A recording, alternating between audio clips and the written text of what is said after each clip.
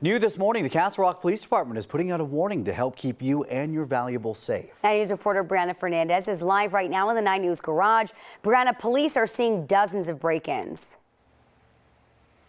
Yeah, that's exactly right. Good morning, Jordan and Erica. We know that the Castle Rock Police Department says that they've seen a trend of vehicles that have been left unlocked with valuables inside and sometimes even their car keys. They say over the last year, they've already seen 200 break-ins, and they say most of these break-ins happen in neighborhoods or apartment communities.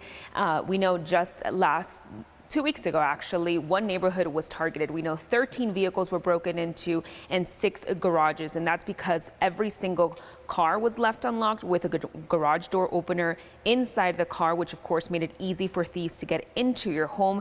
And we know that this resulted in about a $20,000 of stolen property. More than half of those have actually been from vehicles that have either been unlocked or items that have been stolen out of the back of an open truck bed. You know, bad guys recognize that this is a safe community, and they're counting on people being complacent. That's why they come here.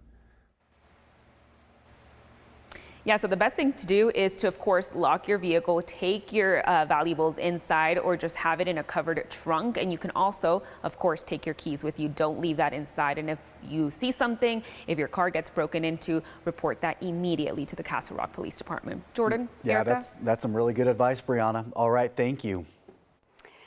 Today, leaders in Aurora are working on a plan to deal with staffing shortages at the police department. They want to fill the gaps with volunteers. Last month, the police department told city leaders they had 68 open jobs, with 11 officers leaving in the month of May alone.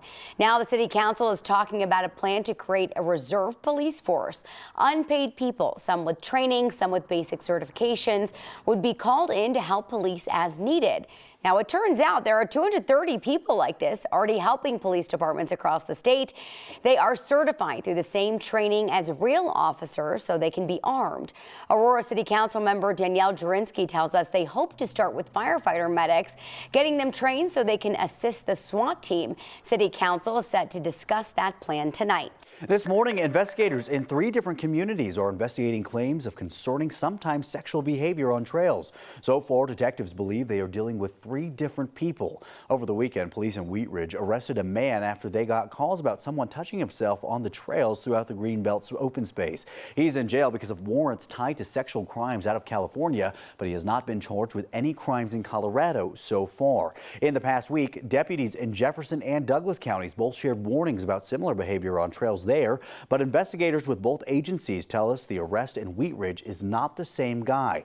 Deputies say a man is targeting women who are by themselves, surprising them from behind, exposing himself, and trying to assault them. It's gotten so bad in Jefferson County's mountain trails that deputies are telling women not to hike alone. Since April, they have counted 7 attacks at Flying J Park in Conifer and 3 Sisters Park in Evergreen. They're putting signs out on trails while they try to track him down. A teenage cycling champion from Boulder has died after a driver hit him during a bike ride home.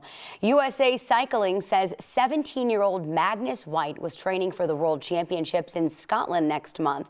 White was a rising star in the off-road cycling world and just made the mountain bike World Championship team. We asked law enforcement in Boulder and the Colorado State Patrol for details about the crash. They have not gotten back to us yet. Colorado search and rescue crews are coming off a pretty busy weekend. The Alpine Rescue Team had to help 3 hikers who got hurt on trails, including 1 child. This weekend was busier for Alpine Rescue Team than it has been the last few months.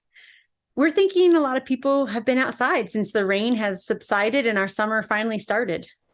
On Saturday alone, the volunteers with the Alpine Rescue Team had to help 3 hikers who got hurt and needed help off the trail. One at Herman's Gulch, another at St. Mary's Glacier, and a third near Kingston's Peak, a child who fell and hurt his leg. They were all okay, just needed some help off the mountain. This coming weekend, the rescue team is hoping to get some funding from the Evergreen Town Race. There will be a 5K and a 10K winding down Upper Bear Creek and finishing near Evergreen Lake.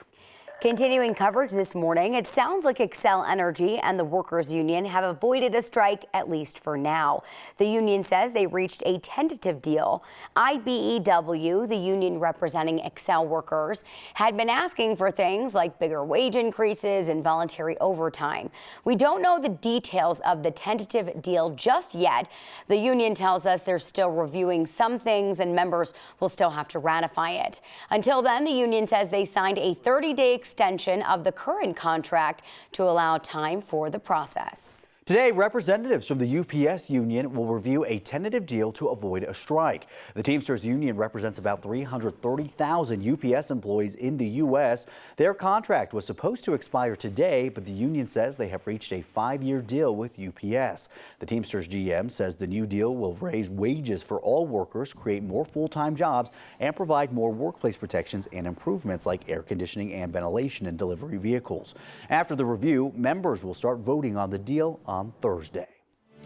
It is 6:07 on your Monday. The Biden administration is launching a website for its new student loan repayment.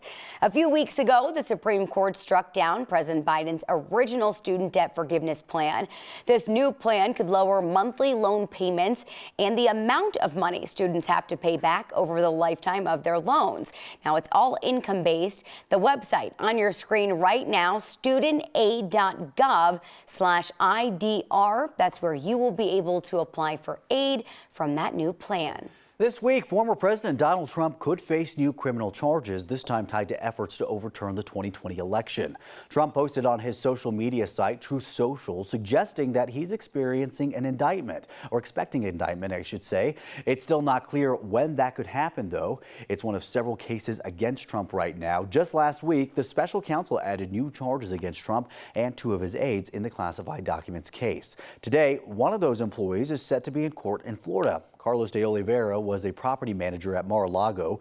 Prosecutors say that de Oliveira asked a staffer to delete surveillance footage of Mar-a-Lago after the Justice Department asked for it. They also say he lied to the FBI about moving boxes with classified documents, and it is possible that today's arraignment will be postponed because de Oliveira doesn't have a lawyer just yet. And one thing you want to know about the weather? Well, it was 91 on Saturday, 94 on Sunday, but look at next weekend. Only 80 on Saturday with a good chance for scattered storms. And Sunday, cooler still, 78 degrees with scattered storms. And officers are investigating a shooting near 6th Ave and Chambers Road. Of course, this is near Aurora, so that road is closed now. Make sure to use Mississippi or Colfax as alternate routes. Greg and Ed, thank you. The Broncos head back to training camp this week at the Centura Health Training Center. Today, it is the first practice in full pads. Now, you do need a ticket to go and watch them. They are already sold out for today. The first preseason game is coming up next week. It is Friday, August 11th. The Broncos will not play at home until their 3rd preseason game. You can watch them all right here on 9 News.